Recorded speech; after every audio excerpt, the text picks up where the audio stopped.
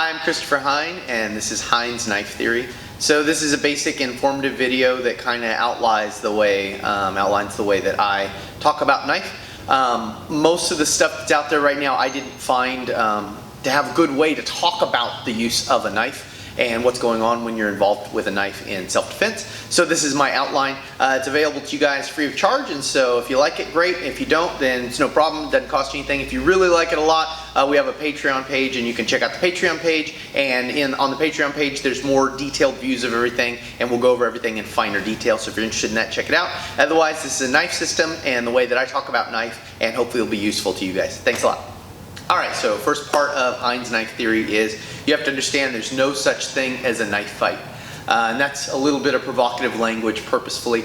But the basic idea behind that, and I'm not saying that, historically people haven't gotten in fights with knives. Certainly they have. But what you think of as being a fight where two people are exchanging and they're able to control the power the other person's making, that doesn't really exist with knives. And the reason's kind of simple. So if we were in a fist fight, so if me and Josh here, if we were in a fist fight, then basically we have the same distance. So meaning when Josh is able to hit me, I'm able to hit him back. Now, because Josh has the ability with his body to cover, then he can eliminate my ability to hit him back with as much power as he hits me. So for example, if Josh were to hit me and I hit him back, he can cover and defend against that shot, right? So if he does a high cover from this, bang, he can protect himself from me hitting him as hard as he's hitting me. And so a fist fight consists of two people moving around and both trying to hit each other, and the person who's making the contact doing it in a way that the other person can't hit him back as hard, right? So I could take clever angles and hit him so he can't hit me as hard, and I can also cover. And covering is going to be a really important skill, especially when we're in distance, because of the speed of the hands and the speed of the feet. And we're going to talk about that in a later video, but that's basically how a fist fight would work. We can exchange blows because we're able to neutralize the other person's blows in a certain way. Now, if we were doing a sword fight, right?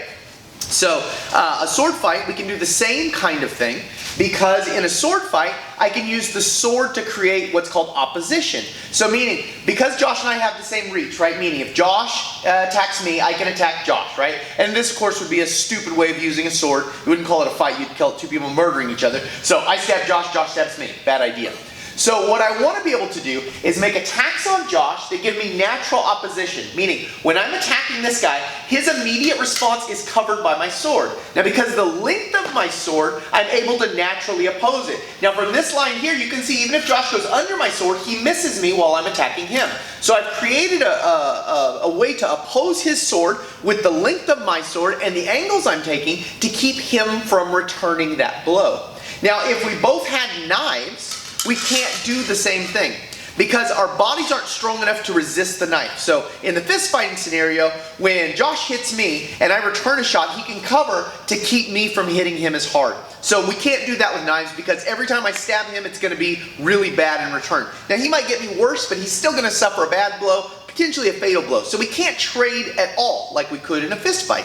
With swords, I can use the length of the weapon, so we can't trade because the weapon's so powerful, but I can use the length of the weapon to oppose his weapons. With a knife, because the weapon's so short, I can't really oppose his knife. If we're inside range with the knives, he can always return cut me. So knives don't really have a fight in the same sense that fist fight would or a sword fight would. There could be two people in a struggle. One person's armed with a knife, and we wouldn't say they're having a knife fight then. We're saying the person who has the knife, right? So if I had a knife, I would be stabbing Josh with a knife. We're not in a knife fight. We're in a fight where I'm stabbing Josh. Vice versa would be the same if he had a knife in return. If Josh had a knife and I had a knife, we could be fighting with it, but the truth is really we're murdering each other is what we're doing. So we can't provide enough opposition, we can't neutralize the other person's attack so much to make it beneficial to get into that kind of engagement. So the first thing you got to understand is that knife fights really don't exist. It's just kind of murdering each other with knives. If you get out of the knife fight without getting cut severely, then you got lucky, but in general you couldn't make a continuous system that protects you all the time when there's knives involved in both of your hands. So knife fights don't exist. That's the first part of the theory. Stay tuned for the next, which is the hands quicker than the foot.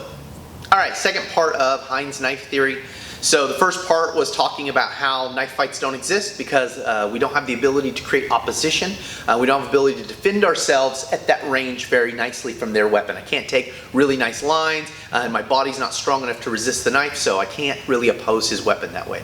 This part is a game that you need to play. And so this basically will illustrate how important hand versus foot speed is. And this will also tell us what the ranges of the knife are. And there's basically in range and out of range with the knife. And those are two really important ranges to understand. So the first game you're going to play is you're going to get with your partner at a fingertip distance, just like this. You're both going to stand square. I have a rubber training knife. Okay. Now, whatever length of the knife you have to include that in this minimum safety distance. So I have a 6-inch knife. That's going to give me a 6-inch reach. So we're going to go ahead and adjust for that now. And if I'm including a knife, we're also going to have to account for that in the range. What Josh is going to do is he's going to put both of his arms behind his back. This way he has no ability to defend himself with his arms, just keeping his arms behind his back. What I'm going to do is lunge forward as fast as I can and make a cut or stab on Josh. Okay, so we'll do this a couple times so you can see.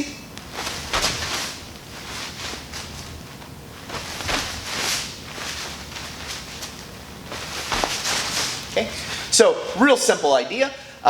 We're getting square, standing square, and we're seeing what happens when I try to cover that amount of distance and he sees what's going on, right? So what's happening is basically I have to move my body in because from this distance I cannot possibly cut him without taking a step, which means I have to use my feet to move my body forward.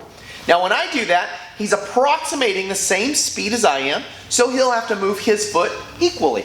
That makes us about equal. So when he sees me gearing up to move, he can take a step and easily get out of range. Our feet are approximately the same speed, and so if I'm that far from him, he can usually get out of the range. If you practice this, you'll regularly, about 90% of the time, be able to get out of the range and keep someone from cutting you, even with your hands behind your back.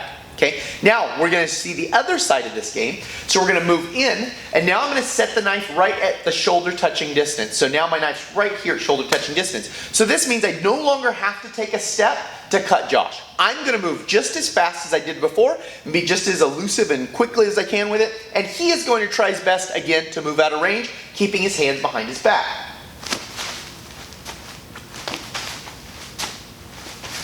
Okay, so you can see there every single time I got him. And this isn't because Josh is horribly inefficient at doing this. It's because I have a huge advantage. The arm and hand move way faster than the foot does.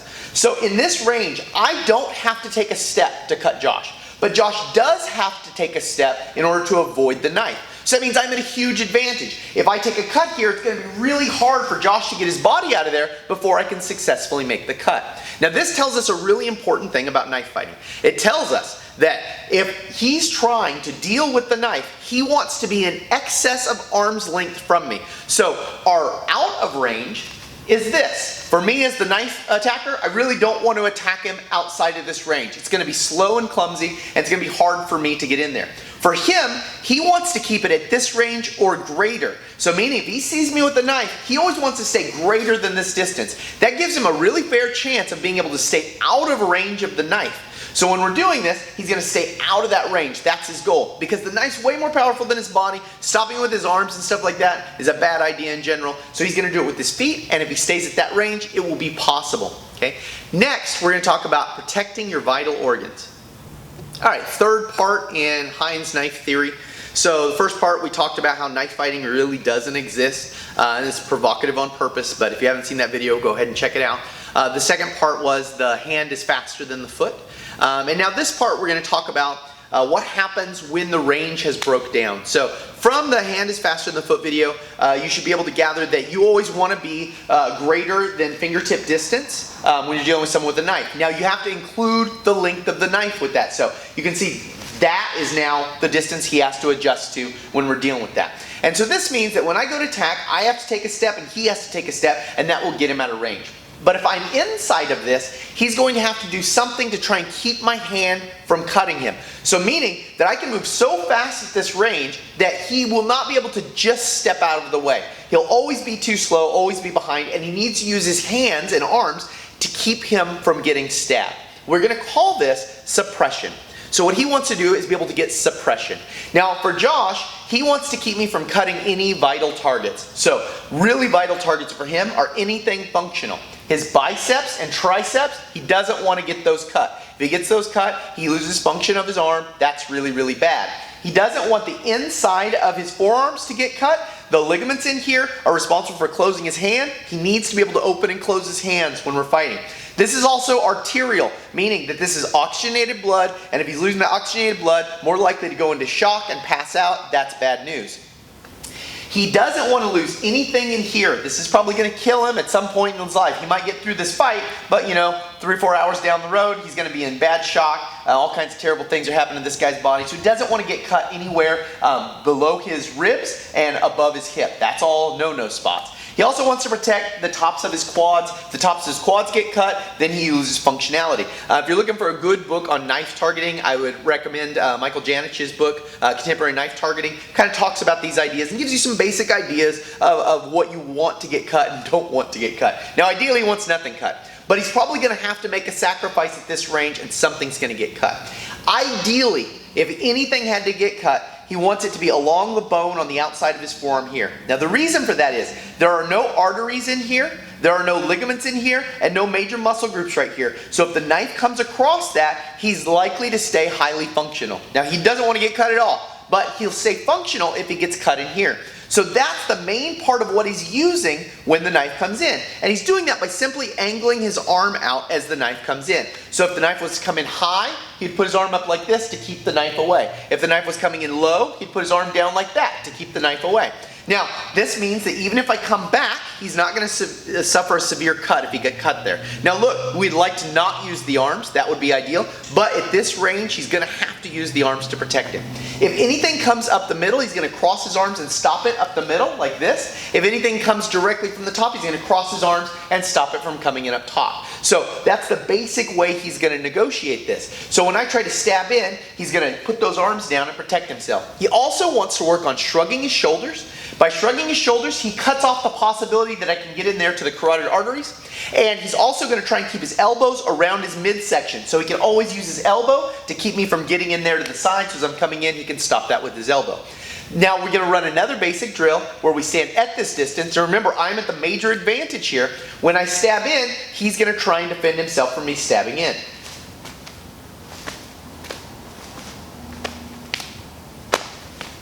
Okay, now you can see, still a little dicey, it's scary. Being at this range is a really bad idea. You do not want to be at this range. However, you need to get your arms up to protect the vital spots in your body. So you need to get some kind of suppression. So suppression is going to lead us to our next really important keys when we talk about what happens when you suppress and they try to get around the suppression in some ways. So stay tuned for the next video. Alright, so this is part 4 of the video series on Heins knife theory. First video, we talked about why knife fighting doesn't exist. Second video, we talk about how the hand's faster than the foot.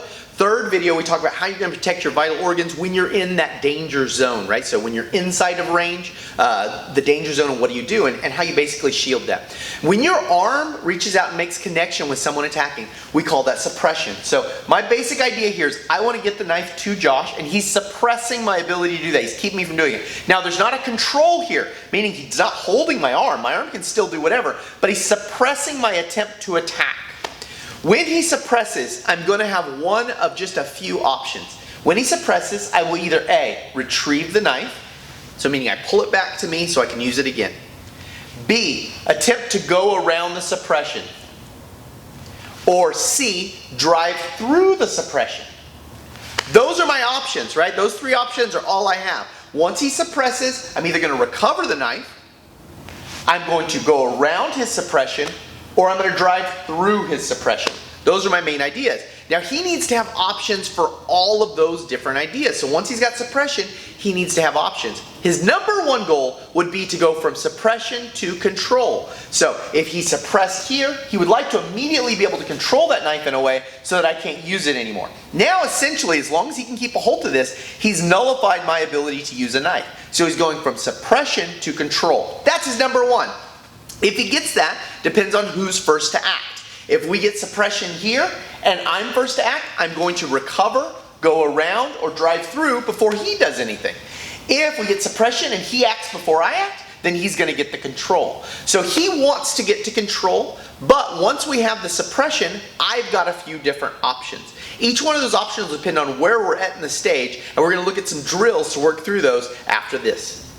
Alright, so we talked, this is our 5th video in the series, we talked about all the major parts of the theory, right? It's important to understand there's no such thing as a knife fight and why that's really, really dangerous. Then moving on to that the hand is faster than the foot and understanding that, and that's always going to factor in to knife situations. How to protect the vital organs when you're inside of that knife range. And now that vital organ protection is called suppression. So from that suppression, I have those 3 options we talked about in the last video. I'm either going to recover the weapon, I'm going to go around his suppression, or I'm going to drive through. Those are the only 3 things I can possibly do. He needs to be able to move with me if I try to go around. So we're going to address going around first. So if I move around this, he wants to be able to stick to me no matter what I do. So we're going to do a real flowy, kind of funny drill. Now this drill, it looks weird, and in a knife situation where you're in conflict with a knife, it would never look like this. But this drill is giving you a skill set for when they quickly try to come around your suppression. So Josh is always going to start with suppression. He's not going to move his feet, and I'm not going to move my feet. What I am going to do is try and sneak around his arm and cut his body, right? So as we go here, I'm trying to get in there and cut it. What he wants to do is stick to my hand as I do this, right? So I'm moving kind of slow right now. Now what I'm not going to do are my other options. I'm not going to recover the knife, so that's one of my options. In this drill, we're not doing it. And I'm not going to try to drive through, so I'm not going to use force to drive through. That's also one of my options, but not for this drill. This drill is exclusively about someone trying to move around your suppression. So he gets suppression, I try to cut.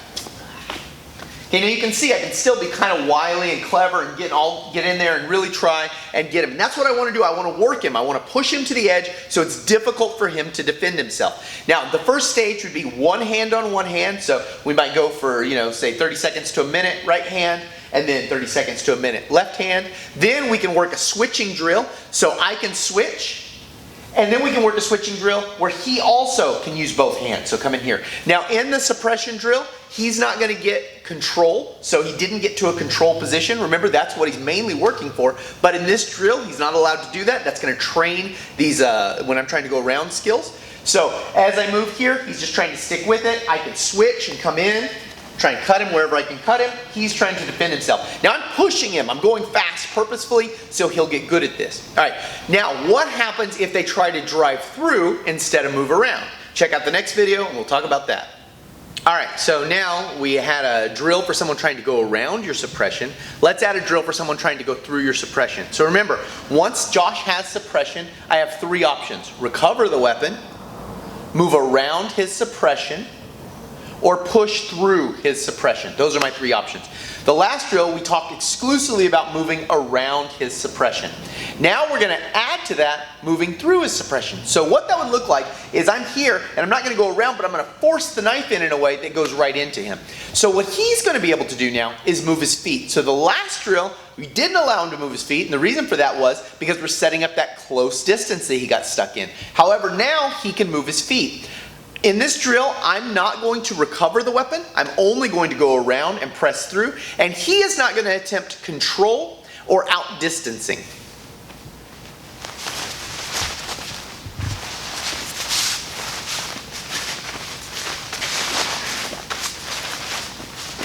Okay, so that's the idea. And you can see again, I'm trying to move fast. I'm working him.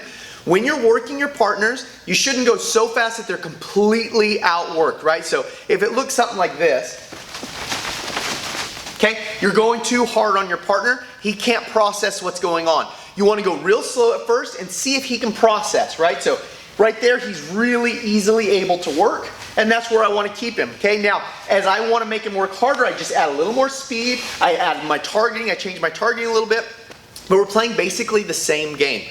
So when they're trying to drive through your suppression, you're going to move your feet to allow yourself to change angles on this. Okay? So now we have got a drill for moving around, and we've got a drill for someone trying to push through. What about a recovery drill? So what if I recover? What should he do? All right, so in this part, we're going to talk a little more about suppression. So we had our first ideas with suppression. Remember, there's only 3 things I can do. Once he's got suppression in place, then I can recover, I can move around, or I can drive through. Those are my 3 options with the suppression. We covered a drill for moving around and him sticking with me as I do this. We worked a drill where I try to push through and he can move his feet to keep himself from getting taken off. Now we're going to talk about what happens when I recover.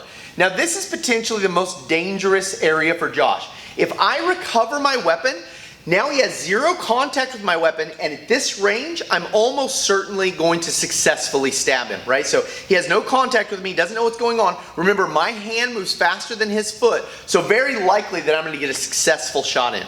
When Josh sees me recover, he wants to exit the position, right? So he wants to create distance. The reason he wants to do that is because I'm going to win at that range. So if he has any possible way of getting out of there, that's exactly what he's going to do. The second I recover, he's going to make distance. Now, the way we're going to work this drill is the second he tries to make distance and he gets there successfully, he's going to say reset, right? So we're going to play the game the same. And the distance he's trying to get through, hop back for me.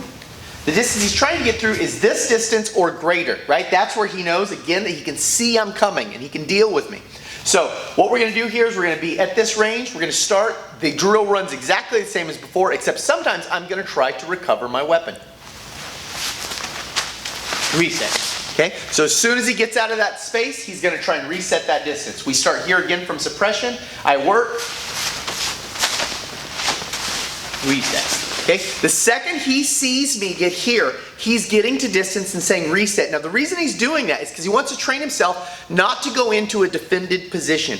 Here's what I mean by that. When I'm set up like this, we call this position defense. I am in a defended position. When he comes in, he'll hit my hand before he can control the knife, which means I can pick and choose when I attack him here. As he reaches in, I can cut at him, I can cut at his arms, I can cut at his body, and I can protect my knife the whole time. It's a losing proposition for him to try and push in on the fence. This fence keeps him there. The only choice he has is to get away from the defended position. He needs to get out of there. This is why it becomes really deadly if I manage to grab him or hold him from this kind of position.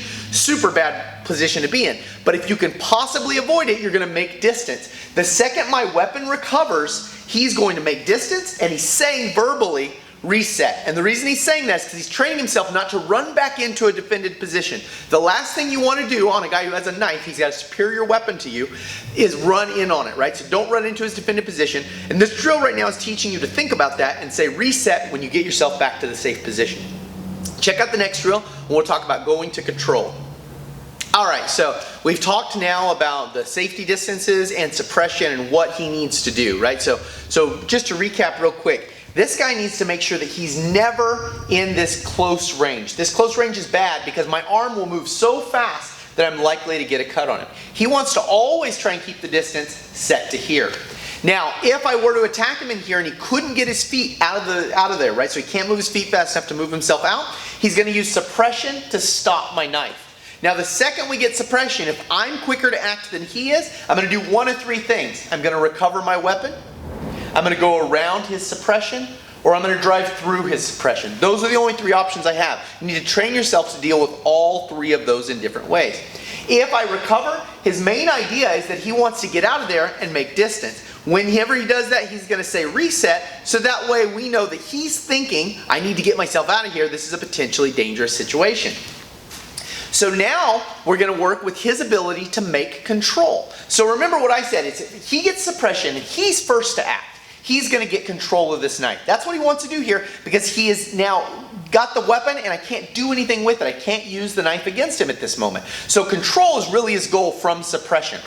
Before, we weren't allowing him to get that, so that way he could train the skill sets if I have to go around it, if I try to go through it, or if I try to recover. Now we're going to let him get that control. So as we go, if he gets the control, he gets the control. I, however, am also still going to be working, going around his suppression, through his suppression, and recovering my weapon. We're going to start from a suppression point, and now from here, once I start it, he can get control whenever he wants. Reset. Okay, now that was a great example. He went here, I pushed down, I pulled out, I recovered my weapon. He saw going into me was a bad idea, so he stepped back and reset that. Go.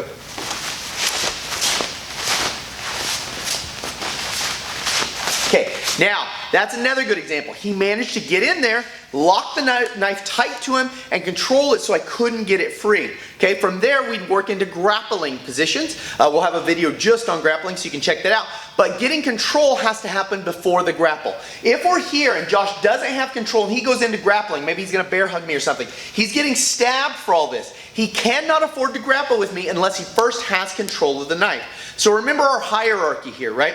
He wants to always keep me this distance or greater. If I somehow trick him and encroach on this distance, he's going to have to use his hands to stop me from cutting him. From here, he's suppressed me. I'm going to have, if he's the first to act, then he'll get control. If I'm the first to act, either I'm going to go around his weapon and he needs, or around his suppression, and he's going to need drills from that. I'm going to recover my weapon and he needs to know to redistance from that. Or I'm going to try and drive through with my weapon and he needs drills for that.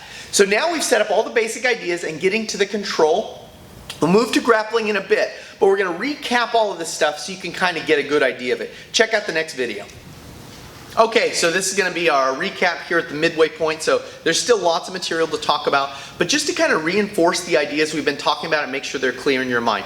You can't fight with a guy with a knife. Even if you have a knife. If you have a superior weapon, you can fight with them. It's really, again, not a fight because you have the superior weapon, so you're going to be taking charge of that. But you really can't afford to fight with a knife. It's dangerous. You're going to get cut a bunch. It's bad news. So what do you do if someone has a knife and you don't, right? The first thing you want to do is make sure you stay at this distance. Now, this fingertip distance is important because without taking a step, I can't possibly cut this guy. If I take a step, he's going to be approximately the same speed as me and he can take a counter step, which means he's going to be well out of that distance. Now when he took that counter step, notice we again reset to this distance. So if he can manage to keep me there the whole time and negotiate what's going on, that's best for him. So if I'm some freako and I pulled out a knife somewhere and I'm running around a building trying to stab this guy, what he really should be trying to do is keep that fingertip distance, right? By being able to do that, I can't surprise him all of a sudden. Now, what happens if I get inside of this distance? If I get inside of this distance, my arm moves faster than his feet. So if he only tries to step out of the way, he's probably going to get cut every time. You can play a game and learn how that works. So he's also going to have to protect his vital areas. All he's doing, he's not trying to reach out and grab my knife. All he's doing is protecting his vital areas while I try to stab in there. So as I'm coming in with the knife, he's really trying to protect himself from the knife. And we call this suppression.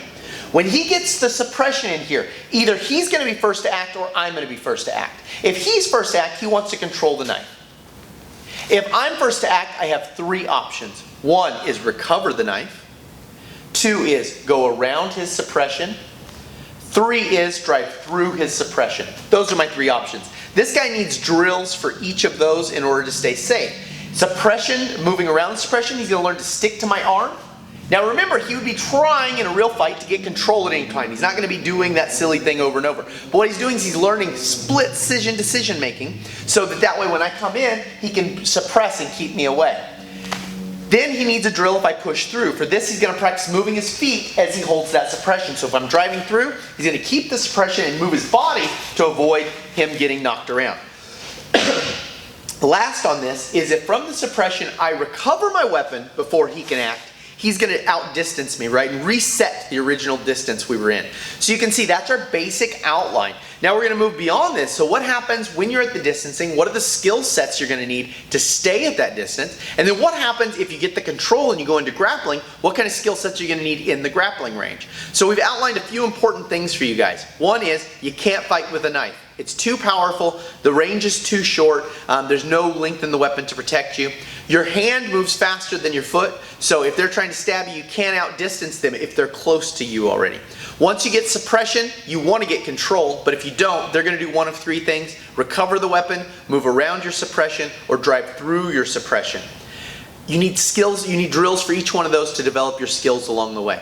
So keep watching and we'll talk about the other areas as we go. I'm Christopher Heins, thanks a lot.